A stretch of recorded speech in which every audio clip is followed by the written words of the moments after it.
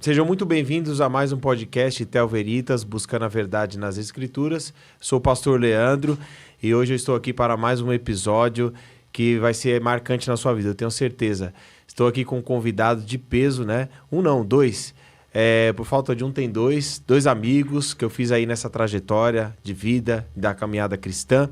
Estou aqui com o pastor Rudinei de Lima. Pastor Rudinei, seja bem-vindo a mais um podcast aí de Tel Veritas. Quero agradecer a vocês aí pela oportunidade, Leandro, Eduardo, né?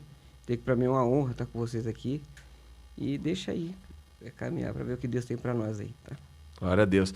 Pastor Eduardo, também seja muito bem-vindo a mais uma vez, né? Segunda vez no podcast Tel Veritas. Amém. Quero agradecer a Deus essa oportunidade, louvar a Deus pela vida dos meus amigos, pastor Leandro, pastor Rudinei, e deixar Deus trabalhar nesse podcast. Creio que vai ser bênção para todos nós. Glória a Deus. São amigos de longa data, né? A gente se conheceu aí, um apresentou o outro. E Deus preparou esse momento para que nós viemos estar aqui falando de assuntos da palavra de Deus, das Escrituras. Recentemente, né, nós temos aí acompanhado pela internet assunto como, por exemplo, a inerrância da Bíblia Sagrada. Estou aqui hoje com um mestre da palavra de Deus, pastor Rudinei, que pude aprender muito com ele, né, sobre a infalibilidade da Bíblia Sagrada, a inerrância da Bíblia Sagrada. Eu gostaria de começar esse podcast sobre esse assunto, pastor Rudinei. O que você tem a dizer sobre a Bíblia Sagrada, né? Alguns pastores de renome, falando que a Bíblia precisa ser atualizada, né? Então, existe esse assunto, né? Essa onda aí. Sim. O que você tem a dizer sobre esse assunto? Vamos lá. A Bíblia, ela é totalmente inerrante, né? Ela é infalível. Esse assunto é um assunto de crítica textual, tanto o Antigo como o Novo Testamento. Não é um assunto tão simples de falar, mas é a crítica textual que vai mostrar a preservação dos manuscritos. Eu acho que, eu vi os debates, que seria a palavra mais correta para os debates, não seria a infalibilidade, né? Mas sim a preservação dos textos. Porque que a Bíblia ela é inerrante, não tem erros nela. Outra que os manuscritos foram preservados. Funciona mais ou menos assim, ó. Você pega uma Bíblia, que nem vai a Bíblia Almeida Revista Corrigida.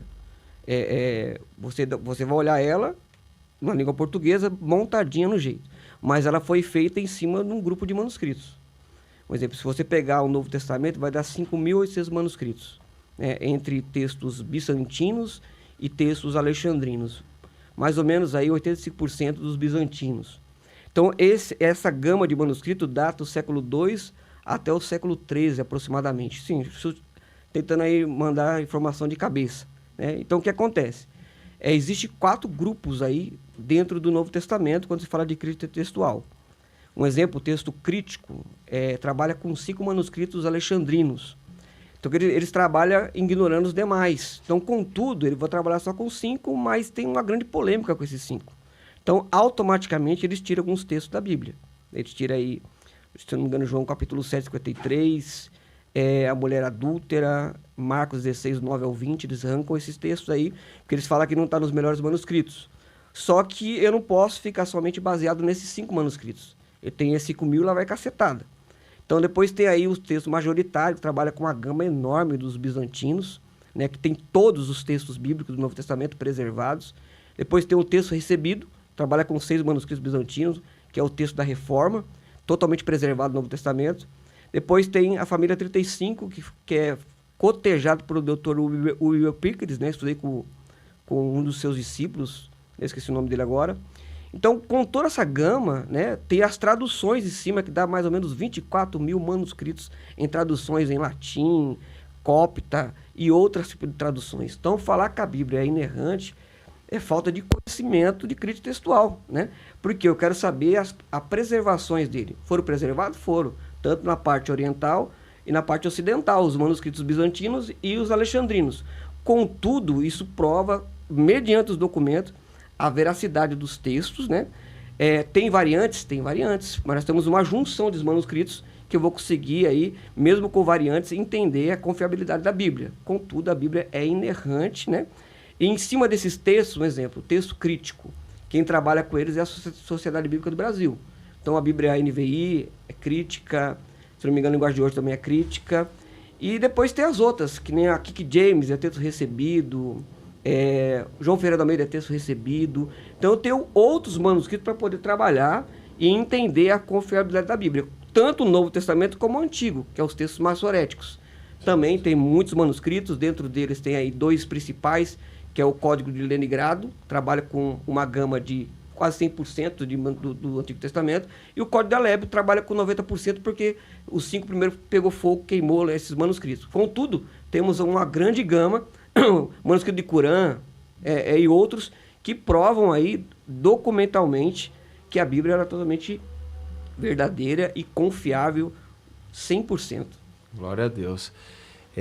Assim, até a gente cita termos teológicos, igual você citou agora, pastor Dinei.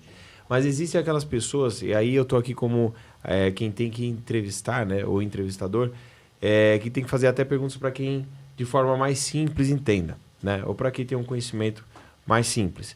Então, eu gostaria que você citasse, pastor Rudinei, acerca de alguma passagem na Bíblia, alguma aparente contradição, né, porque a Bíblia ela é inerrante, você já falou aqui. Mas cite alguns textos, por exemplo, que você lembra, que tem aparentes contradições. Por quê? Porque acho que a grande questão fica, para aqueles que não têm o conhecimento, eles vê a aparente contradição e falam assim, agora, peguei aqui, existe um erro, então a Bíblia ela é falha. Então a gente sabe que a Bíblia é inerrante, só que vamos apresentar então para aqueles que estão aí acompanhando, alguns textos que deixa claro isso, que existe uma aparente contradição, mas depois de você estudar os originais, como você é especialista no hebraico, no grego, vai poder também nos auxiliar com isso. Sim, na língua portuguesa tem sim. Nós chamamos de aparentes contradições, né? Um exemplo, Mateus 1,16 fala que Jacó é pai de José, né? Pai de José. Lucas 3, se não me engano, 23, fala que Eli é pai de José. Então fica ali, Jacó ou Eli? Então é uma aparente contradição. Você vai pegar outra em Números 23, 19, fala que Deus não mente, Deus não se arrepende, mas Gênesis 6, 6 fala que Deus se arrependeu. É uma aparente contradição. Uma pergunta que sai constantemente, né? Isaías 53, que Jesus leva as nossas enfermidades, é literalmente enfermidade ali, só que hoje existem hospitais, né? Então, tipo assim, essas aparentes contradições existem, né? Mas, que nem eu falei, são aparentes contradições, dá para a gente poder responder quando a gente começa a estudar, né? Isso na própria língua portuguesa. Uma boa hermenêutica, uma boa dedicação, você vai entender que consegue responder, né? Então a Bíblia, ela é inerrante, né? Aparentemente, quando você não tem contato com os manuscritos ou contato com os originais, você vai entender que ela errou por causa que você não tem uma resposta. Mas se você estudar, se você se dedicar, você vai encontrar, sim, resposta para todas essas perguntas aí, que são aparentes contradições. E um dia eu lembro que você disse para mim, né, sala de aula, que a Bíblia, ela explica a própria Bíblia. Né? Então a gente tem que entender o contexto, o texto, o tempo, né? Tem até a geografia, né, bíblica. Então, por exemplo, essa palavra que você disse ali em Gênesis, que Deus ele se arrependeu. Deus ele se arrepende? Não. Então, porque aí no original... no caso ali é um antropopatismo, né? É uma Perfeito. Forma que Deus se manifesta por sentimento. Se você pegar o original, Deus se entristeceu, o ser humano, né? Que nem Mateus 1,16, com Lucas 3,23, existe várias linhas, aí fala que seria ali a descendência de Jacó, de José, e a descendência de Maria, mas eu vejo de uma maneira muito simples ali. Eu acho que é comum um personagem da Bíblia ter mais que um nome. Como Pedro teve Simão Pedro, Simão Barjona, Cefas. Então, para mim, é a mesma pessoa com 2 nomes. Um Eli e outro Jacó. É que a Bíblia, ela dá isso, né? Que nem o Ney tá falando. Por exemplo, tem Herodes, depois tem outro Herodes. Então, se você fica que nem... Pensa que é o mesmo. Pensa que é o mesmo, né? Exatamente. E às vezes não é, né? Tetrarca, tem, né, vários Herodes e diversos tempos, Sim. né? Aí você também comentou aí sobre o... Até porque, desculpa te cortar, Não, que Leandro, isso. aqui em 2 Timóteo 3,16 diz, ó, toda a escritura divinamente inspirada, aqui está numa tradução, mas ela é inspirada por Deus, é proveitosa para ensinar, para redarguir, para corrigir, para instruir em justiça. Então não tem erro, né, Exatamente. pastor Ney? Toda Na a Bíblia, escritura. que as pessoas, né, vamos atualizar a Bíblia. Mas atualizar para quê? Se ela já é completa, Sim. né? É para favorecer o nosso ego, para favorecer uma comunidade, né? Então, eu creio que a Bíblia ela é totalmente inspirada por Deus para redarguir, para ensinar, para instruir, né? Em todos os aspectos da nossa vida, né, pastor Rudinei? Glória a Deus. Pode ir. Exato. E você comentou uma coisa também, você citou um texto que também as pessoas se apegam de uma forma, por exemplo, que toda a enfermidade ela foi levada. Toda enfermidade. E aí você comentou dos hospitais. Existem pastores que estão passando por um momento de câncer, né? Recentemente, em algumas famílias, teve perdas, né? Quem está acompanhando aqui o podcast pode estar passando por esse momento. E a pessoa entra em conflito com Deus. Meu Deus, mas se o Senhor levou toda a enfermidade, por que eu estou passando por isso? Jesus disse, no mundo tereis aflições, aquele texto conhecido, vocês sabem. E aí fica aquele conflito espiritual de pessoas que não aceitam aquilo. E aí quando você vai entender a palavra de Deus, você entende que a gente passa por situações na nossa vida. Primeiro, são algumas provas que Deus permite a gente passar. Para ou você ser curado, ou se não for curado, é uma forma de Deus te tirar daqui. Sim. Para levar para a glória. E aí, como é que fica essa questão? Essas pessoas que estão, de repente, ouvindo a gente aí em conflito espiritual. Ela está vivendo um momento de enfermidade, mas ela não aceita porque um dia falaram para ela, não aceite isso aí. Não aceite essa enfermidade, essa dor que você tem, porque Deus ele levou tudo. Então, fica a pergunta. Essa pessoa, ela não é curada porque ela tem uma falta de fé ou porque o texto ali está dizendo que ele levou toda a enfermidade mesmo e quem toma posse, quem é curado é quem tem fé para isso. E quem não é curado é porque não tem fé. A pessoa é uma pessoa fraca espiritualmente. Fica essa... Eu já passei por isso, já vi pessoas conversando comigo sobre isso. O que você tem a dizer, pastor? Então, Isaías capítulo 53, versículo 4, ele vai cumprir em Mateus 16, né? Quando Jesus cura os enfermos, expulsa os demônios, ele fala assim, né? Cumpre-se o que o profeta Isaías disse. Ou seja, ele já cumpriu isso. Aquela gama de enfermo que tinha naquela época, ele curou naquele momento, então aquela profecia foi cumpriu naquele momento. Cumpriu a profecia naquele momento. Não é que não ia acontecer isso, mais. Já tinha acontecido, já aconteceu já. Tá. Né? Então o que acontece? Depois ele dá uma autorização para que no nome dele cura os enfermos. Ou seja, ele não está dizendo que não vai ter enfermidade. Jesus falou assim que ele não veio para trazer paz. Qual seria o sentido? Eu não vim para resolver os problemas do mundo. Né? Então, no nome de Jesus as pessoas são curadas. Mas quando eu oro por alguém, eu tenho que entender que existe também a vontade de Deus. Eu mesmo que eu peça no nome de Jesus, mas a vontade dele vai ser feita. Então, uns são curados e outros não. Né? Eu tive, quando eu era bem novinho, eu tive problema com bronquite. Eu sofri muito com bronquite. E eu fui curado. Nunca mais tive problema com isso aí. Só que uns são curados e outros não. Tá entendendo? Tipo assim, funciona assim. Isso não quer dizer que Deus abandonou ou esqueceu, né? A vida, ela prossegue na sua normalidade, meu. Então, o que é o complicado dos cristãos pentecostais? É a espiritualização. É você espiritualizar. Você sai da sua casa, o pneu do carro fura, você pensa assim, não, mas por que Deus? O meu pneu furou, porque o pneu fura. O diabo furou o pneu. Ele vai falar que o diabo furou o pneu, né? Mas o pneu fura. Então, o carro quebra. Sim. E assim acontece a vida. Então, não é por causa que tem um probleminha que Deus é culpado. Então, você tem que prosseguir a vida, né? Orando, firme. E alguns problemas vão ser resolvidos e outros não. Meu. É assim a vida é. A vida é assim, né? Não é uma regra, né? Não é uma regra. Até porque Deus é Deus. E quando ele quer curar, ele cura, ele né, cura. pastor Rodinei? Quando ele não quer curar, ele não cura. Sim. Né? Inclusive, você está falando disso aí, hoje partiu para o Senhor um pastor. Nós oramos por ele, porém Deus prove a levar. Sim. Porque para o crente é assim. Ainda que morrerá, se estiver com Cristo, viverá.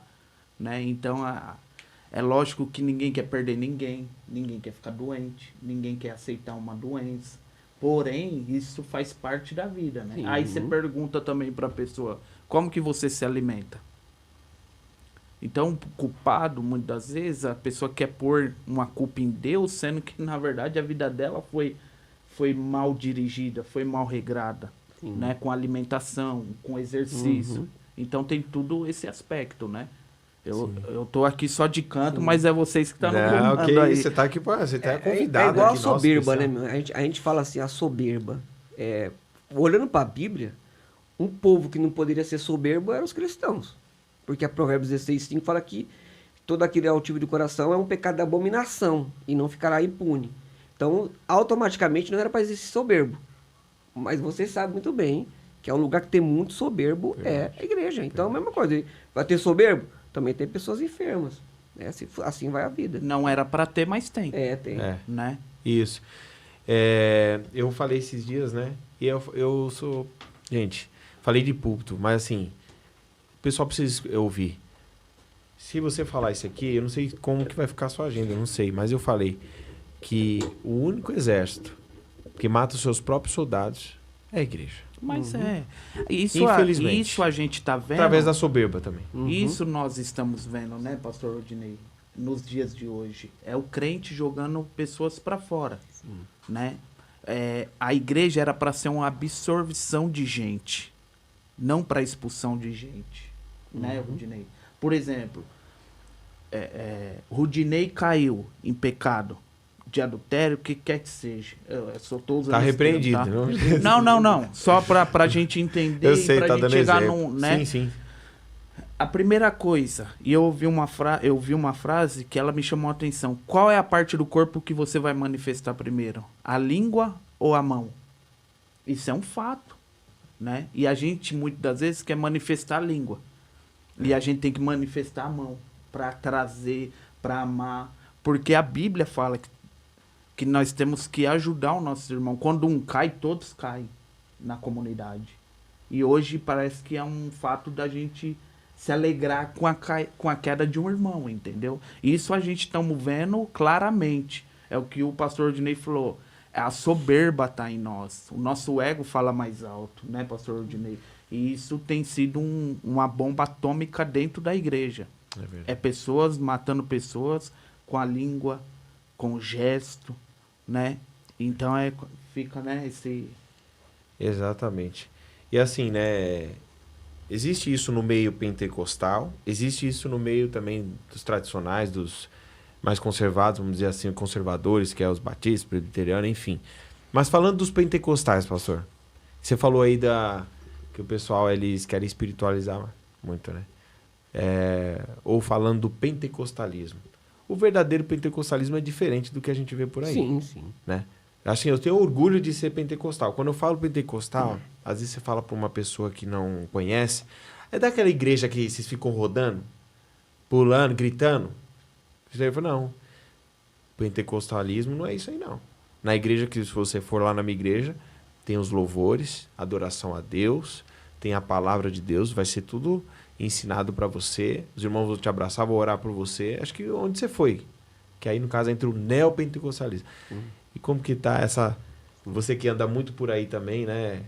Sobre o pentecostalismo. Eu gostaria que você falasse um pouquinho disso pra gente. Vamos lá, então. Eu vou falar sobre o pentecostalismo e falar também sobre a soberba nele.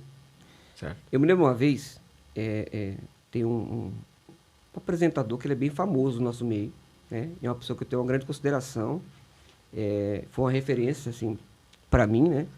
Quando eu trabalhava de CLT, recém-casado, ele era uma referência para mim. E o que acontece? Eu trabalhava numa empresa, né? Estava estudando, já dava aula, mas eu não tinha ainda uma quantidade de aulas para poder... E eu anotava as perguntas. Tinha muitas perguntas e respostas, então eu anotava todas as perguntas e respostas. Eu fiquei 3 anos anotando perguntas e respostas todos os dias, meu.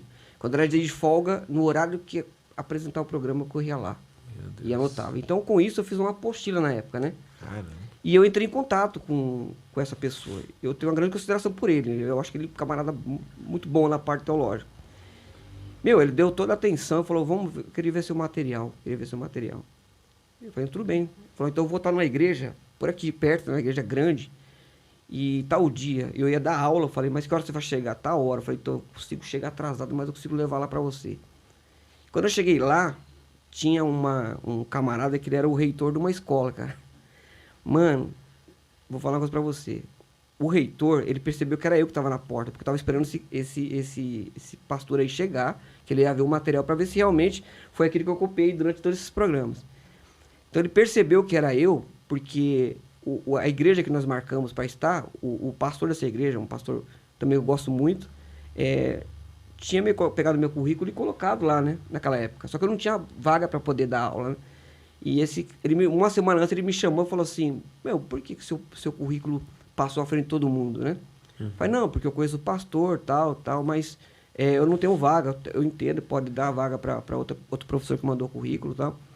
E beleza, aí quando ele me viu uma semana depois, eu esperando esse pastor chegar, você vê a diferença. Quer dizer, o pastor que ia chegar era um pastor famoso, né? Bagagens grande, né? Eu queria entregar o material dele, e ele estava lá.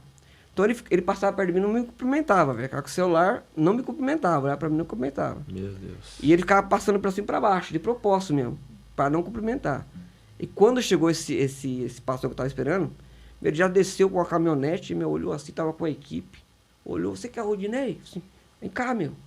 Já veio, pegou, deu um abraço, tudo, deixa eu ver aí, Rudinei. Isso aqui é verdade, isso aqui é verdade, isso aqui é verdade, isso aqui é verdade. E esse daí ficou olhando, então isso aqui marcou. Então, tipo assim, você fala assim, ó, o que era para ser orgulhoso não foi, né? E o outro que era para ser humilde foi uma pedrada de orgulho. Então ele ficou olhando lá, né? Porque ele também estava aguardando chegar.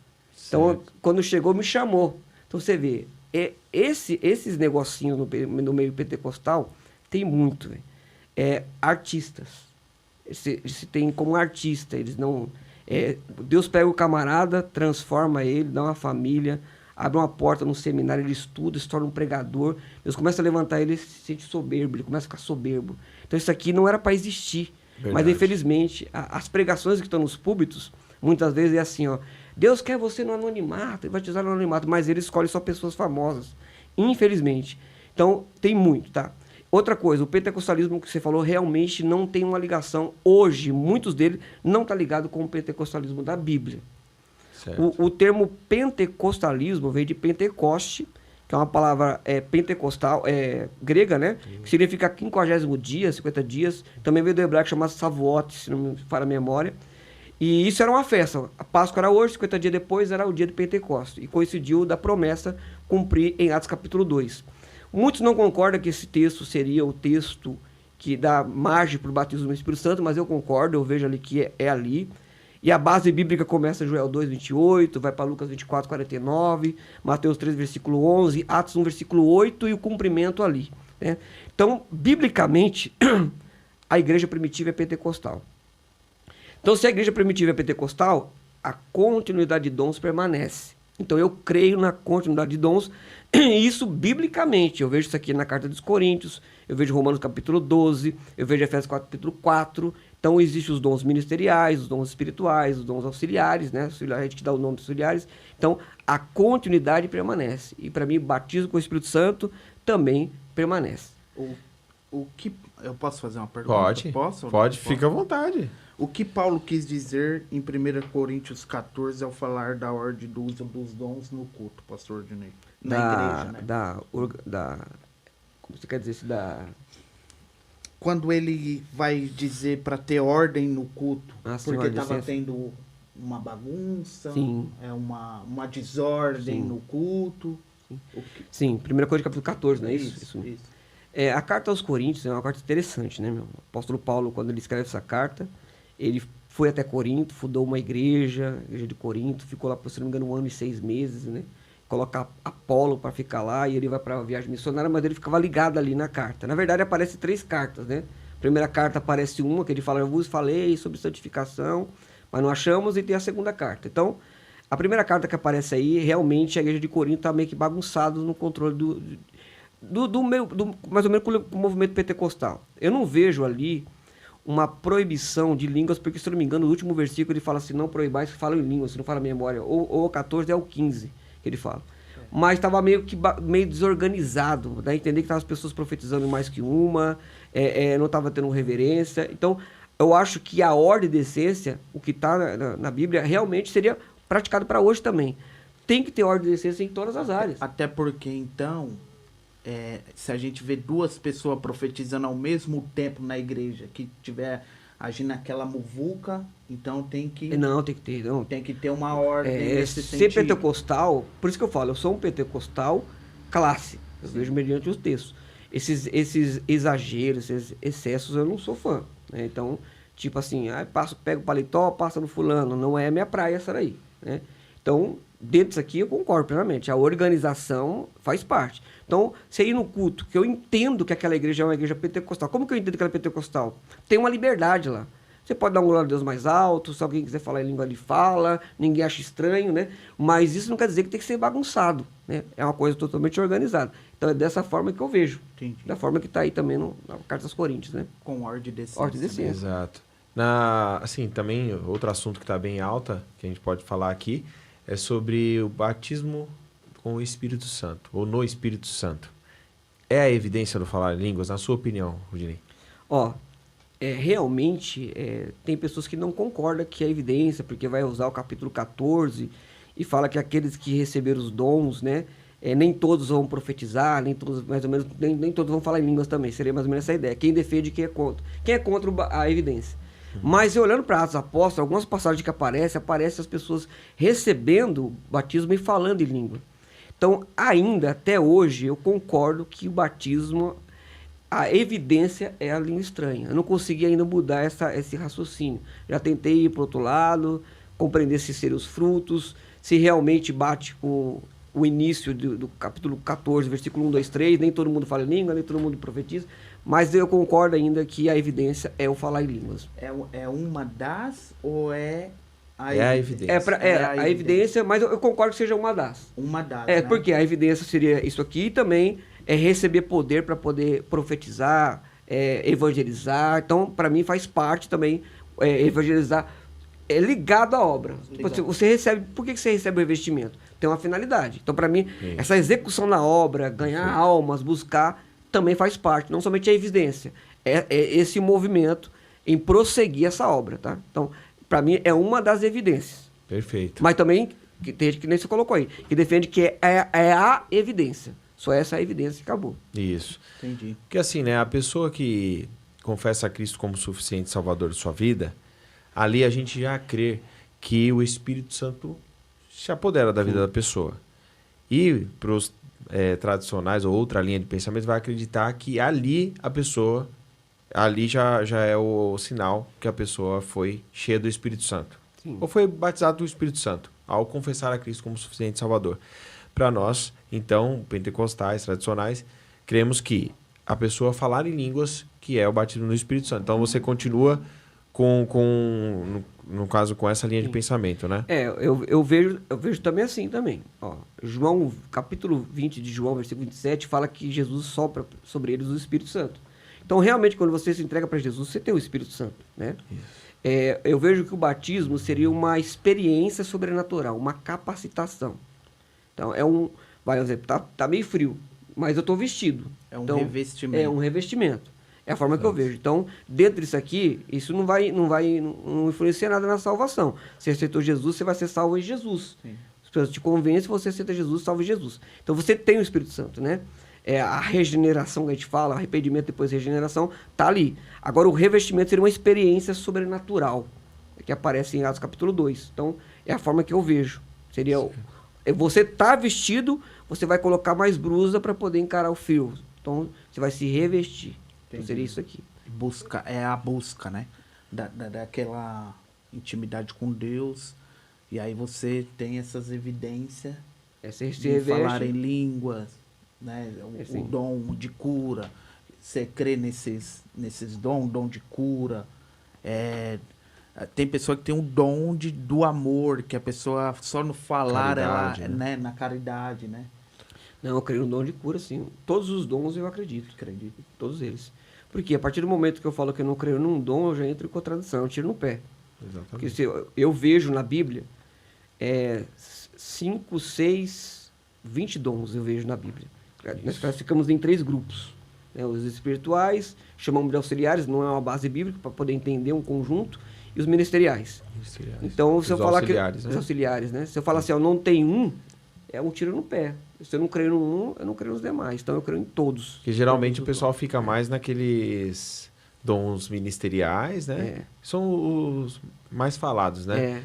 Que aí você já falou aí, dom de curar, dom de profetizar, né? Enfim. Dom de ensinar. É isso, do ensino, dos mestres, apóstolos, tal, profetas. Enfim, agora eu queria perguntar sobre, por exemplo, uma pessoa que foi batizada com o Espírito Santo. Nós, né, que temos maturidade para entender isso, sabemos que ela não é mais espiritual do que as outras. Ela não é melhor do que as outras. Sim. Mas eu já vi pessoas frustradas, porque estão orando, estão buscando o batismo no Espírito Santo, que é a evidência, né, no falar línguas que nós cremos, e ela não fala. Então tem gente que eu já vi frustrada assim, né? Gente, eu estou chateado. Por quê?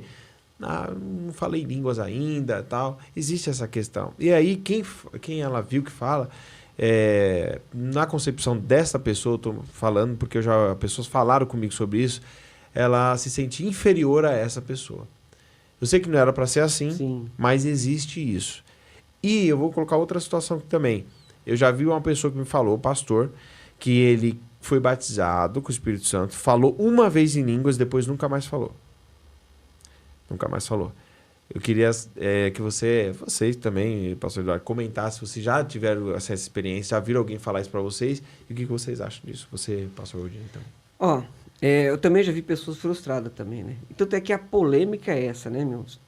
A pessoa foi batizada, então se tem evidência de línguas, então se ela não falou em línguas, então ela não foi batizada, né? Exato. Então, eu ainda seguro aqui, por quê? Eu fico mais tranquilo para poder responder. Se você não falou, então você não foi. Entendeu? Você não foi. Mas você não é inferior, você tem o Espírito Santo. Né? Você só não foi ainda revestido, você não está dentro dessa promessa, mas você tem o Espírito Santo. O importante é que você vai ser salva, o Espírito Santo está em você. Então, eu falei só uma vez, então pede esse dom para continuar falando. Eu vejo que a língua estranha, mesmo que ela apareça em Atos capítulo 2, parece como falar em línguas, glossalalia, que aparece ali no grego, eu vejo que é o dom que aparece em 1 Coríntios capítulo 11. É o dom de falar em língua. Eu já tentei separar isso. 1 Coríntios capítulo 14, versículo 2 é o mesmo que Atos, mas 11 é diferente. Então, depois eu tive dificuldade de provar isso diferente. Então, eu faço o quê? Fala o seguinte, eu vou entender que isso aqui está tudo junto. Faz parte do contexto. Então, se a pessoa falou, não falou mais, então pede esse dom para que você permanece falando, mas você já foi batizado. Você falou em língua para mim e evidenciou. Não falou, não foi batizado. Fica um pouquinho mais simples para mim, para poder entender. Né? Certo. Porque quem fala em línguas edifica a si mesmo, fala mesmo, com Deus, Sim. não é isso? E assim, aí existe uma outra questão, já que a gente está nesse assunto, aproveitando, né? Já tem uma aula teológica aqui ao vivo, em Glória a Deus. Pastor Eduardo. Quem fala em línguas, precisa haver intérprete? Estamos na igreja, alguém falou em línguas, então outra pessoa tem que interpretar, porque também existe essa linha, eu vou falar linha de pensamento, não, mas pessoas que crêem dessa forma. Não, então se falou, então agora eu quero, cadê? Chamou o intérprete, tem algum intérprete? Não tem, então assim, existe essa questão também. É um assunto polêmico, mas eu vou tentar explicar para vocês. Como que eu vejo na Bíblia? A língua estranha, para mim, ela está ligada com a variedade de línguas, capítulo 11 de 1 Coríntios, que para mim é um dom. Então, quando você fala em língua, para mim está ligado àquela variedade de língua. Essa variedade não é só um tipo de línguas. Então, para mim, dentro do contexto, a pessoa pode falar tanto em mistério com Deus, como falar a parte idiomática. Quando eu olho para Atos dos Apóstolos, a palavra glossolalia, então é idiomática. Só que quando eu olho o texto, eu não fico somente fazendo uma análise gramatical do texto. Eu tenho que entender que aquele texto é totalmente espiritual. Eles falaram conforme o Espírito Santo me concedia. Então era estranho para os galileus, porém era nativo para quem ouvia. Vamos colocar, para quem era japonês, ele entendia. Para quem era alemão, ele entendia. Porém era estranho para eles. Então para mim aparecem duas línguas ali. A estranha e a idiomática. É a forma que eu vejo. Então dentro disso aqui, que fala 1 Coríntios capítulo 14, versículo 2, que quem fala em mistério com Deus, somente Deus pode entender, tal. Então, para mim, se há interpretação na língua, não poderia ser a língua que ele fala diretamente com Deus, somente Deus entende, tá? Seria outra. Então, nem sempre as línguas que serão faladas no culto, elas serão interpretadas, tá? Mas ela pode sim ser interpretada. Existe sim a colocação do texto, que haja sim interpretação. Isso aparece também em capítulo 11 de Coríntios, né? Então, mas nem sempre vai ser interpretado. Eu tenho que ter isso aqui. Outra coisa, não tem um padrão bíblico de como seria essa interpretação. Como que é essa interpretação? É isso que eu vos digo, tá? Como que é essa interpretação? Não tem. Então, a partir do momento que eu estou no culto, alguém falou em língua, de repente um testemunho, um louvor, alguma coisa está ligado nessa interpretação que pode estar falando comigo ou com a igreja. Então, então a interpretação pode aparecer de várias formas que nós temos que ficar atento, né, no culto. Então, até porque o culto é espiritual, né? Sim. Então ali quem recebe o culto é Deus. É igual você falou aqui em 1 Coríntios 14:2. Porque o que fala em língua estranha não fala aos homens. Então os homens não vão interpretar, sim. né? E se não a Deus, porque ninguém o entende. E em espírito fala os mistérios. Então não é regra também Sim, né? ter um intérprete Esse no tipo momento. de língua, para mim, não tem interpretação, né? É. Seria a outra. Sim. E pode haver também, né, Sim. Odinei? Quando Deus quer, Se Deus quiser, ele pode fazer o que ele quiser, né? Da maneira que ele quer, né? Exatamente, perfeito. Agora você já deve ter escutado aí, 1 Coríntios 13, assim, ó, no versículo 1. Ainda que eu fale a língua dos homens e dos anjos, se não tiver amor, serei como o bronze que soa ou como o símbolo que retine. Paulo vai escrever, acho que de uma forma poética aqui sobre o amor, mas antes ele fala isso aí. Ainda que eu fale a língua dos homens e dos anjos. Não sei se você já deve ter participado de um culto, eu também já, que o pregador tá falando ali, aí tá naquele momento do culto de adoração, aí ele solta essa aqui. Adore na língua dos anjos. Já que a gente tá falando de línguas estranhas. A línguas estranhas, Paulo tá se referindo aqui, é essa a língua dos anjos? Boa. Ó, existe sim uma linha que defende que é. Eu defendo que não é. Para mim, a intenção do versículo é mais ou menos assim. Seria o amor. Você pode ser um poliglota. Você pode falar a língua dos homens até a língua dos anjos. Para mim, os anjos têm a sua língua, né? Se você não tiver amor, é como não fosse nada. Seria essa a ideia. Então, eu não vejo que essa língua tá ligada com as línguas de Atos capítulo 2. E nem com 1 Coríntios capítulo 11. Para mim, aqui tá ligado o quê? Você não tiver amor, você pode ser poliglota, você pode falar 3, 4, 5 idiomas aí. Se você não tiver amor, não adianta nada. Seria essa a ideia. Então, eu não vejo essa língua dos anjos como língua estranha. Aqui é um outro contexto. Então. É outro contexto. É um outro contexto, Sim, né? sim. Ainda que eu falasse, então não falo. Mas se eu falasse e não tivesse o amor, nada Sim, adiantaria, mesmo. né? A dos homens, Sim. a dos anjos, né? Sem amor Sim. não adianta É nada. como se fosse uma hipérbole, né? Uma forma de explicar algo que está distante. Por exemplo, a língua dos anjos é algo que está distante, mas se eu não tiver amor... Nós né? estamos falando, então, de dons, né? Sim. Eu vou te fazer uma pergunta. O amor. O nosso é muito raso perto do de Deus, né? Mas eu queria fazer essa pergunta. Como você define o amor? Que é um dom que foi considerado o maior dom, né? Entre os outros. Ó, a palavra amor, ela aparece no contexto grego em 4 tipos, né? O amor storge, filéu, ágape, eros, né? E o mandamento que nós temos é que tem que amar o próximo. Isso aqui não tem conversa. E quando você olha esse amar o próximo, no original é o ágape. Por quê? É o amor de Deus, né? O amor de Deus é mais que o ágape. Aqui é mais ou menos o que limita ali até o ágape. Seria isso aqui. Mas o amor de Deus é mais que isso. Não tem altitude, não tem amplitude, profundidade. Então, o amor, eu acho que é a chave de tudo. Definir o amor é muito difícil. Porque o texto manda você amar o próximo. Isso aqui... A partir do momento que eu consigo amar o próximo, olha como que as coisas fluem. Se eu entender assim, se eu amar um ser humano, eu tenho que desassociar ele da religião dele. Porque se eu associar o ser humano à religião dele, pode ser que eu não amo ele. Porque de repente a religião dele não é igual à minha, eu posso ter algum problema com a religião dele. Então eu desassocio. Se eu amar o próximo associando a política, eu posso ter problema. Porque de repente o partido não é o mesmo partido que o meu, né? Então, se eu amar o próximo, juntamente com o desejo sexual dele, ou a opção sexual, não sei que eu posso colocar assim, eu posso também não amá-lo. Então, eu tenho que desassociar tudo isso aqui. Quando eu desassocio tudo isso, eu olho ele como pessoa, aí eu vou cumprir o que a Bíblia diz. Eu tenho que amar o próximo. E quando você ama, o preconceito acaba, o desentendimento finaliza, a compreensão, o tratar bem. Isso aqui é em tudo, cara. Porque para pensar. Ó. O que é um relacionamento? O relacionamento, biblicamente, você vai ver que existe reciprocidade nele. Ó, A mãe que honra, o filho que honra o pai e a mãe, vive mais tempo. Mas o mesmo texto fala assim, mas os pais não provocam a ira do filho. Isso aqui é reciprocidade. Exato. Olha o que Paulo fala em Efésios 5. Para as mulheres se submeter aos homens. Aí depois fala para os homens assim, ó, ela vai se meter, tá aqui, ó, submeter. É um relacionamento. Porém, homens, vocês amam as mulheres como Cristo amou a igreja. Reciprocidade. Verdade. Então, quando eu entendo o que é um relacionamento, a pessoa junta lá duas pessoas, um homem e uma mulher, namoram em casa. O que é relacionamento? É parceria. É estar junto, é amar um outro, amar como pessoa, amar como realmente amante, como amigo. Meu irmão, se a pessoa entender isso aqui, todos os casais dariam certo, meu irmão. Por quê? Nós estamos fechados juntos, nós não somos inimigos, nós somos parceiros. Né? Mudaria tudo. O amor está em tudo, cara. Então o que você está nos dizendo é o seguinte: eu não tenho que ver religião, não tenho que ver opção, não tenho que ver nada, mas eu tenho que amar. Até porque Jesus disse, amai até o teu inimigo. Sim. Né? Então é muito mais além daquilo que nós acha, imagina que seja, né? Com certeza. Por exemplo, se eu olhar para a religião, na verdade, só trouxe confusão. Né, pastor? Era para religar o homem a Deus, mas ela só trouxe guerra, destruição, religião, né?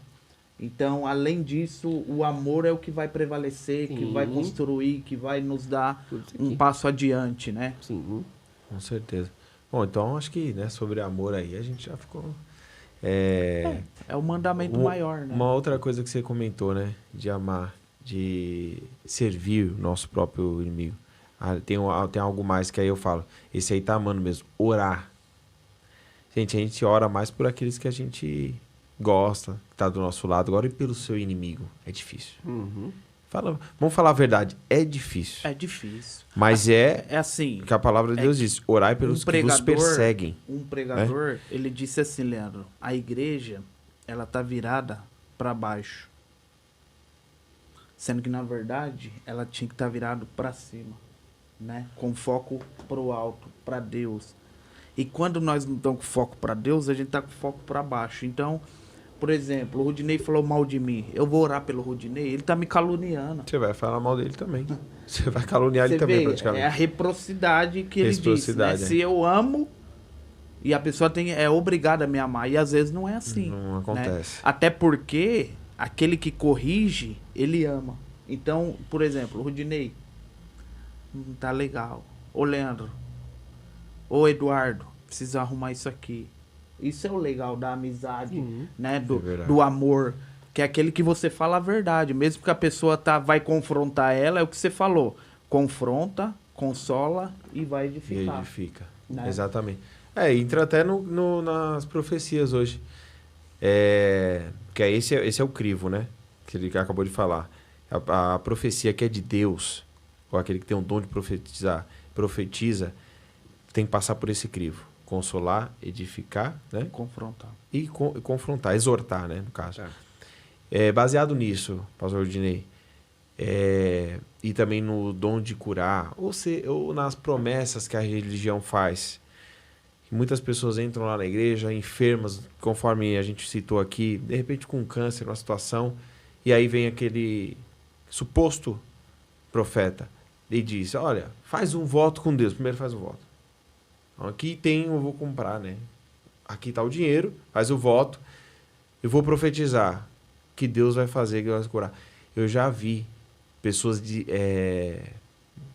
profetizar e a pessoa partir. A mãe dessa pessoa ficou frustrada sem ir para a igreja um bocado de tempo. Então, olha só o que a falsa profecia acontece no nosso meio. Ou o falso profeta. Tem uma frase, né, que tem eu não sei quem disse, mas eu lembro que ele falou assim, ó, o castigo para o falso crente é o falso pastor, ou o falso profeta. Então, o que você diria sobre isso? Eu falei aqui do crivo que a profecia tem que passar. Então, estamos falando de dons. Às vezes a pessoa entra numa igreja para receber uma oração, entende que ali são pessoas de Deus compromissadas com a palavra. E vem esses falsos aí vendendo cura, vendendo bênção, vendendo tudo que é a respeito. E a profecia não passa por isso. Fala CPF, fala RG, mas o cara tá em adultério. O cara tá sonegando um imposto mais do que não sei o quê. O cara não tem um caráter cristão. Mas aí ele recebe essa falsa profecia e de repente até começa a dar tudo certo lá pra ele. Ele fala, tô fechado com Deus. Deus tá se agradando. Mas e aí? Ó, é mais ou menos assim, meu. Tem pessoas que eles não são usados por Deus, eles usam a Deus, né? E essa forma de usar a Deus para benefício. Se você pegar a história sempre teve alguém que usou a Deus, né? Olha lá a história da igreja, período da Inquisição, né? No nome de Deus, pessoas fizeram coisas cruéis no nome de Deus. Então, Deus não tem nada a ver com isso, mas a pessoa usa, porque hoje as pessoas amam profecia, meu. Verdade. Se você olhar para a Bíblia, estudar, eu dou aula há 20 anos, eu fui professor 20 anos. Então, sempre tem pessoas no seminário, Porém, para pensar, sempre é a minoria. Eles não estão ligados ao estudo do conhecimento bíblico. Eles querem profecia, movimento. E nesses movimentos de profecia, tem muitas pessoas que são falsos profetas, meu. Quer ver, o camarada abre uma live, é muita cara de pau, ele abriu uma live, no nome de Deus, colocar o Pix e ficar, ó, me manda o Pix que eu vou profetizar na sua vida. Meu, é muita cara de pau. Tem gente que manda. Tem gente que paga, manda o Pix. Então, pra mim, é como se você fosse sei lá. Mas de uma forma ou outra, meu, é muita cara de pau. Né? Então, são pessoas que não têm conexão com a Bíblia e quem procura também não tem conexão com a Bíblia. Porque a partir do momento que entra um jovem, que vocês conhecem muito bem, de 15 anos, vira a igreja de ponta cabeça, com um monte de costume esquisito, sem base bíblica, e quando alguém vai questionar, ele fala, não, Deus chamou não sei quem mais novo, sempre se justificando, movimentando igrejas enormes, na sua conduta, e o pessoal dando palco para ele, dando dinheiro para ele, mas você vê que a igreja está totalmente doente. Né? Falta o quê? Conhecimento para ele e conhecimento para quem chamou, meu. Porque se eu tenho um conhecimento bíblico, eu não vou chamar esse jovem para fazer uma arruaça no culto, em nome de Deus, em nome de Yahvé. Então, tipo assim, a culpa é de quem não quer estudar, não quer dedicar. Você tem que ter uma igreja bíblica. Pessoal, eu falo sempre assim, ó. Esse dia eu vi um grande teólogo, né, se eu não me engano, o pastor Tassi, né, acho que é Tassi o nome dele. Tassi, é isso, ele falou assim, perguntaram para ele assim, o que pode ser pior que, eu não me lembro direito da frase, mas era mais ou menos isso, né? Pior com a pessoa desviar, largar tudo. Ele falou, tá numa igreja que não é bíblica. É isso aqui. Se você olha para o culto, o culto não é bíblico, o pastor não é bíblico, os obreiros não são bíblicos, nada é bíblico. Você está fazendo o que ali? Eles estão sendo conduzidos por uma religião, formação da sua mente, profecias de alta filosofia, da própria mente. Então não tem mais Deus ali. Então eu não vejo assim. Quando eu vou ao culto, a minha intenção é buscar a Deus, primeira coisa, né? E eu quero ouvir uma palavra, quero cantar com os irmãos um louvor cristocêntrico. Essa é a ideia. Porque o culto tem que ser racional. A fé tem que ser racional. A partir do momento que a pessoa deixa o culto ser irracional, ou a fé, ele está ligado à sua filosofia. Então isso é perigoso. Então quem passa muito por isso? São os pentecostais, porque eles ficam espiritualizando o tempo todo. Rudinei, até você tocou num termo, um assunto que foi polêmico, né? Muito polêmico para a igreja nesses dias. Assim, mas você vê a ideia de que jovens de 15 anos, porque nós já conheceu jovens de 15 anos que pregava a palavra e assim, uma Deus palavra, usava, né? Até um amigo nosso em comum, inclusive. E assim, eu entendi o que você quis dizer, mas só que uma pessoa que chama um garoto de 15 anos para fazer bagunça, levantar dinheiro, oferta, que era o que estava acontecendo, né? E o pior de tudo, não é nem isso. Quantas pessoas que têm o seu diploma, pessoas que têm um conhecimento, né, na sociedade, entrava por esse caminho também. Exato. Né? É o que você falou. Quando foge da Bíblia, a pessoa fica cega. Verdade. Né? Sim. Porque a Bíblia é um binóculo que vai nos levar diante de Deus, que nos encaminha diante de Deus. Mas né? O que você falou é interessante, vai ver bem. Realmente, tem jovem que vai ser usado. É um jovem bíblico. Sim, né? Nós temos exemplos aqui. Um menino que eu lembro que ele fica atrás de mim estudando. Eu falei, vai tal lugar que eu te dou a bolsa. Ele tava lá. Então você vê que ele se dedicou e chegou onde chegou hoje. Sim. Então é mais ou menos isso aqui, ó. Existe pessoas formadas, heréticas? Existe. É que nem perguntar, quem ama trai? Trai, mano. Por causa que o amor não tá ligado a caráter. Tem pessoa que tem desvio de caráter. Então tem pessoas que se formam, ele sabe muito bem o que é errado, mas ele vai fazer, é o caráter dele. Se isso traz benefício para ele, ele não se preocupa o que ele vai prejudicar. Ele quer trazer benefício. Então ele vai formar ideias que move. Eu já vi uma pessoa falar assim, ó, mas eu falei, mas você tá ligado ao movimento, um movimento que não existe. Eu falei isso para ele. E ele estudou comigo. Ele falou assim, é o que o povo gosta. Então, tipo assim, eu não vou parar, o povo gosta. Então é mais ou menos isso aqui, tá no caráter dele. Então, um exemplo, eu não vou conseguir fazer uma coisa que não está na Bíblia. Como eu vou crer numa coisa que não está na Bíblia? Né? Mas se for para mim trazer benefícios, os dizimistas ficarem firmes, o povo continuar comigo, eu faço. Então isso aqui tá ligado ao desvio de caráter. É o ego, né? O cara dele é desviado. Por exemplo, o cara, né, um termo chulo é estourei, né? Estourei, eu vou agora crescer, a igreja tá bombando, porque na mente dele é isso, né? E assim, tem gente, parece que é brincadeira, mas é uma realidade que tá assolando a igreja. Tem gente que vai no culto e tem gente que vai no centro de Umbanda, né? Procurando um refúgio. Se disser pra ele assim, ó, você vai voltar com a tua esposa, você vai curar de uma enfermidade, ele não quer saber aonde. Ele quer a resposta pra ele, né? Aconteceu isso com Moisés, né? Então Moisés subiu no monte e o povo prevaricando embaixo. Você vê que, né, biblicamente, Sansão estourou os portões da cidade com a força. O cara estourou um leão no meio.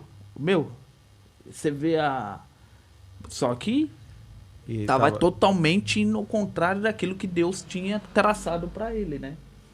Exatamente. Deus quer que a gente seja uma bênção. Esse é o desejo de Deus, né, pastor Odinei? Que nós sejamos uma bênção. Agora, se nós queremos ser uma bênção, é totalmente diferente, né? E assim, que eu tenho visto muito também, assim, já não é de hoje, né? Mas você sabe. E tem a ver também com o que a gente está falando. Sobre os atos proféticos. Atos proféticos. Nossa, agora não sei se diminuiu um pouco, não sei, porque eu não tô muito... Mas eu vejo cada coisa. E aí a gente vê que também vai tudo contra a Bíblia. A maioria desses atos proféticos vão contra a Bíblia. O que você tem a dizer sobre essa questão, Odinei? Qual foi a pior, sei lá, a maior aberração que você viu aí nesse meio de atos proféticos? Na verdade, o que acontece? Eu estou falando, levantando isso aqui para esses que estão ouvindo, para os nossos ouvintes, né? Todos os irmãos ou irmãs, ou quem não é cristão, não entrar por esse caminho. Sim. E aí, por quê? Porque a gente, querendo ou não, principalmente os brasileiros, a gente tem um apego a dogmas, a imagens. É da cultura brasileira isso, né? Que veio afrodescendente, né? Então a gente, até uma época eu lutei capoeira. Você lutou também, não foi? Tem. Capoeira. Lá tinha todo um ritual. Mas eu tava lá no meio, nem entendia, não sabia, mas eu ia. Comecei a fazer jiu-jitsu antes do começar a luta, todo mundo ajoelhava, aí ele falava umas palavras lá, depois ia pra luta. Era um ritual. Então está enraizado isso no brasileiro, essa cultura. Então ele vem pra igreja, traz isso. Então vende uma água ungida, ele compra. R$1.000 uma correntinha, ele vai e compra também, porque uma mezuzá para colocar lá, uma arca da aliança para colocar na frente do púlpito. E como que funciona isso aí? Vamos trazer para teologia para a gente desmistificar tudo isso aí e deixar o pessoal atento. Sim. Porque se o pessoal entra numa igreja, tem uma arca da aliança, eu mesmo, se eu for como pregador, eu vou, prego, para mim depois eu não faço questão de voltar. Você tem que aceitar o convite. Não, sim, aí eu vou lá, prego a verdade, né? Mas a gente vê que tem muitos que coloca a arca ali, a pessoa coloca até a mão, diria. Sim. É sagrado aqui. Coloca até a mão. E a gente sabe que a arca da aliança ninguém nem achou até hoje. E pode morrer, né? Porque colocar a mão nela, morreu, né? Então passa com a arca no ombro. Você entendeu? Então esse é tipo de agenda que nem me chama. Não precisa me chamar, não. Se tá ouvindo aí, pastor, quiser, não precisa me chamar, não. Não, tem uma tenda. Você vai entrar lá, você vai falar, tem um trono lá que Deus tá... Não, irmão. Sim. Pode parar com isso. Então, comenta um pouquinho disso também. Então, quem tem esses hábitos são os neopentecostais, né? São 3 ondas diferentes, né? O clássico, o que enfatizava por expulsar demônio, curar os enfermos, e depois vem os neopentecostais. Então, geralmente, não são todos, mas eles têm muita ligação com o apostolado, com o atos profético, e eles trazem os cultos ficar judaizantes. Ou seja, ele mistura o judaísmo dentro do cristianismo, que são 2 coisas totalmente diferentes. Eu gosto do judaísmo pelo fato do Antigo Testamento ser escrito em hebraico, então eu estudei na PUC, hebraico, então a gente gosta de cultura judaica. Eu não sou o cara que tem um grande conhecimento de cultura judaica, mas estudei um pouco de cultura judaica. Só que eles confundem, por quê? Paulo passou por isso, Paulo pregava graça o tempo todo, para ver que quem vinha e despregava o que Paulo pregava eram os judaizantes, porque Paulo vem do judaísmo. Então o que eles entendiam? Você tem que continuar pregando o judaísmo. Então, o que Paulo passou é o que está acontecendo hoje. As pessoas estão misturando, materializar a fé. É mais fácil de eu falar assim, vamos orar para que Deus prepare para nós aqui uma televisão, vamos orar para que Deus... Não, vamos fazer um ato profético, a gente põe a mão na arca e todo mundo pensa positivo que vai chegar essa televisão. Tá? Isso aqui é uma forma de conduzir psicologicamente a todo mundo que está ali. Então, vamos usar a fé, põe a mão sobre a arca, então todo mundo está em volta, está vendo esse ato. Então todo mundo contribui. Tá vendo, irmão? O ato profético funcionou. Para mim não funciona assim. Materializar para mim não funciona, tá? Então para mim o movimento ainda é em torno da graça, né? E você pode pedir em nome de Jesus, e se Deus quiser te dar, Ele vai te dar, acabou. Então eu sou totalmente contra. Agora eu entendo, um exemplo, a pessoa colocou lá uma arca para colocar lá as ofertas, né? Tudo bem, você colocou lá eu preguei num lugar que tinha o pedestal, era como se fosse um candelabro, colocava vários microfones, até que tudo bem, né? Agora, a partir do momento que você coloca esses instrumentos, ou esses móveis aí da arca da Arca da Aliança, candelabro, para poder mistificar, né? Colocar como fé, não, mas isso aí é totalmente antibíblico. Se for para um uso diferente de mistificar, sim, diferente, né? Você colocar aqui como um negócio, é diferente, né? Sim, sim. Um anel, mas assim, nesse caso que é mais sagrado, um dia eu não cheguei no casamento, mas ele foi meu aluno, né? Ele foi casar, pareceu com um terno, gosto de terno, né? E o Eduardo aqui é o que faz terno. Ele tava com um terno bonito, preto, com um talite em cima. É o talite, né? Que Talite gadola. Aí eu falei, mano, o que tem a ver o talite com o seu terno? Ah, não, para santificar meu casamento. Não deu nem 3 anos e separaram. Meu Deus. Ou seja, tinha uns problemas lá, ele mesmo, a mulher não aguentou mais, foi, tá vendo? Ele tentou espiritualizar uma coisa, né? Mistificar, literalmente. E no fim, a conduta dele, que era importante, ele não teve conduta e a mulher acabou largando ele. Jesus veio para quebrar isso, né? Verdade. Jesus, ele veio para quebrar esses paradigmas que o povo estava vivendo, né? Até porque ele curou num sábado. Sim. Né? Jesus fez muita... Ele entrou em Jerusalém montado numa jumenta. Né, Rodinei? Sim. Então, Jesus é o tudo da igreja. Jesus é o que vai além de tudo. De o alfa, o ômega, ele é o... Quem tá nele, peca menos, erra menos, né, Rodinei? Eu vejo assim, né? Sim. Por mais que a pessoa quer usar termos, coisas para tirar dinheiro do povo, eu vejo assim, se tiver Jesus, ele tá no comando, ele providencia, né? Eu creio dessa forma. É igual, Deus não faz nada mais e nada menos do que responder oração. Amém. Né? Sim. Agora ele comentou aqui de terno, né? Você faz um terno com um talite assim? Meu amigo. Judaico já? Eu não tenho talite, mas um terno a gente faz, né? Eu digo. Se tiver alguém aí precisando de terno, Amém. né? Alguém tiver, pode contatar aí, depois vai estar na bio, né? Os contatos Sim. aí de vocês e o contato do pastor Eduardo aí, que é além de pastor, é alfaiate, Eu só não consigo deixar a pessoa mais bonita, mais bem vestida, né? Bem vestido dá certo. Coloca umas palavras em hebraico no próximo terno então, que você fizer. Pra ver se ajuda na hora de pregar, irmão, porque tá gente difícil. Brinca assim, mas é uma realidade. Sim. Tem muitas igrejas mistificando o culto, né? Colocando Sim. essas coisas, né? Eu queria fazer uma pergunta aqui, né, antes da gente estar encerrando, mas eu gostaria de ouvir também isso. Você comentou que algumas igrejas, parece que é uma coisa, aquela igreja, ela é especialista em expulsar demônio. Então ela vai lá, que vai lá, vai sair. Mas essa questão de possessão demoníaca, eu não sei se é impressão minha, mas a gente tem visto menos. E aí teve um pastor aí que teve uma fala até polêmica, falou assim que o diabo deixou de se manifestar porque ele está morando, né? Então ele fica ali camuflado. Ele não quer mais hoje que saia da igreja, mas ele desvia a pessoa dentro da igreja. Então, assim, teve falas ali que, assim, parcialmente eu até entendo que faz sentido, mas na sua opinião. Hoje a gente tem visto, parece que menos. Chegou uma época que estava demais, né? Parece que era um momento do culto que era só para isso. Aí depois parou um pouco, aí depois uma ficou específica, uma igreja que até hoje faz até entrevista com o diabo, com o demônio. Fala aí pra gente sobre isso. É interessante, meu. Quando você olha os apóstolos, eles ganhavam muitas almas para Jesus. Aí a pergunta é, o que os apóstolos tinham diferente de nós? Ah, mas eles eram mais santos. Não, não era isso. Era o foco deles. Eles levavam a sério o ID de Jesus, né? Então, observa que cada igreja ela vai criar um foco. Umas é dinheiro, né? Aí pode ver que é dinheiro, é prosperidade. A outra é oração, as pessoas lá oram bastante.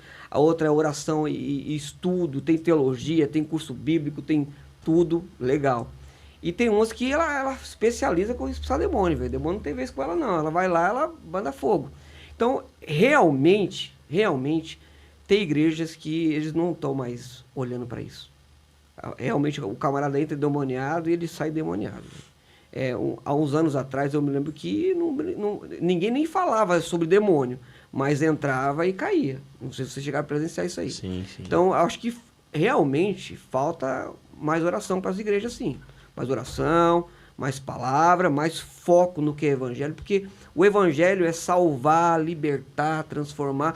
E tem vezes que a libertação está em libertar uma pessoa endemoniada. Olha lá Gadara. Ele chegou elogiando Jesus. Jesus mandou fogo nele, entendeu? Uma legião, 6.000 demônios. Então, eu sei que isso não é constante. Eu acho que constante não tem como, né? Mas, assim, entender que isso também faz parte de uma libertação. Né? Então, a igreja precisa estar ativa na necessidade do culto. Por exemplo, chega uma pessoa endemoniada, tem que expulsar o demônio. Chega uma pessoa enferma, a igreja tem que orar para, né? Nesse sentido. Você imagina uma pessoa possessa, o lugar ideal para ela ser liberta é ali, através de Jesus. Nós falamos de Jesus manhã, tarde e noite, não é verdade? O lugar é ali. Eu vejo assim, tá, gente, pra gente antes de finalizar. A pessoa chegou ali, o demônio, Satanás, se a pessoa não é de Deus, tá assolando a vida dela. Mas assim, a partir do momento que ela entregou a vida para Jesus, ela é liberta. Pode haver a possessão? Pode. Mas acredito que nem sempre vai haver. Quando ela já tá é Jesus? Isso. Não, sim. Por exemplo, ela veio, não tem Jesus, aceitou Jesus, mas às vezes ali não manifestou o demônio. Sim. E algumas manifestam. Então a igreja precisa estar igual vocês falaram, focada no evangelho. Eu acho que a igreja precisa... Vamos encerrar, né? Já estamos... A igreja precisa ter discernimento para os aspectos das necessidades que ocorrem na hora de um culto ou que está ocorrendo na vida da igreja. Porque tem gente que está na igreja e está num processo de libertação. Às vezes a pessoa fuma. Quem fuma, a gente sabe que é difícil de largar. Quem bebe é difícil de largar. Então, esse discernimento ali da igreja, né? Precisa estar ativo, né? Para isso, né? Então, eu, antes de estar encerrando, gostaria que vocês fizessem suas considerações aí finais. Primeiro, pastor Rudinei, obrigado mais uma vez por estar aqui conosco, tá? Pastor Rudinei, meu amigo, espero que você esteja mais vezes conosco. Vamos aí abordar outros temas, né? Que a Bíblia, ela, além de ser infalível e inerrante, ela é vasta e, no caso, é um oceano que a gente mergulha e vai, né, até a volta do Senhor Jesus Cristo. Mas, suas considerações finais? Quero aqui agradecer mais uma vez, Leandro, meu amigo, Eduardo, a Deus, né, por tudo. E vamos prosseguir, né, essa luta constante, defendendo a Bíblia, ensinando a Bíblia, aprendendo a Bíblia, buscando a Deus. E que Deus possa abençoar vocês cada vez mais. Obrigadão. Amém. Pastor Eduardo, suas considerações finais? Bom, louvar a Deus, né, pelo ensino, pela aula que nós tivemos aqui. Deus abençoe. Rudinei, É um amigo de longa data. Eu chamo de Rudinei, assim, porque nós temos uma liberdade, tá? Sim. É um pastorzão, amigo nosso. Pastor Leandro, Deus abençoe. Amém. E todos que vão ver, que estão vendo, Deus abençoe vocês. Que esse programa seja útil para a vida de cada um. Amém? Deus abençoe. Amém, gente. Obrigado aí pela participação, de certa forma, de vocês, tá? Vou deixar o link e as redes sociais de cada um deles. Você pode estar estudando com o nosso amigo pastor Rudinei, ele pode estar indo na sua igreja aí, ensinar vocês teologia do básico, médio, até o bacharel, né? As línguas dos originais. Se você quiser aprender a palavra de Deus, está aqui um homem, um servo de Deus que eu conheço há muito tempo, compromissado Sim. com o evangelho, com a palavra de Deus. Está também as redes sociais do pastor Eduardo Mendonça, né? Se quiser chamar para pregar, terno, camisa, gravata, é tudo com ele aí, o homem. E a gente agradece aqui, ficamos por aqui, que Deus abençoe a vida de vocês, em nome de Jesus.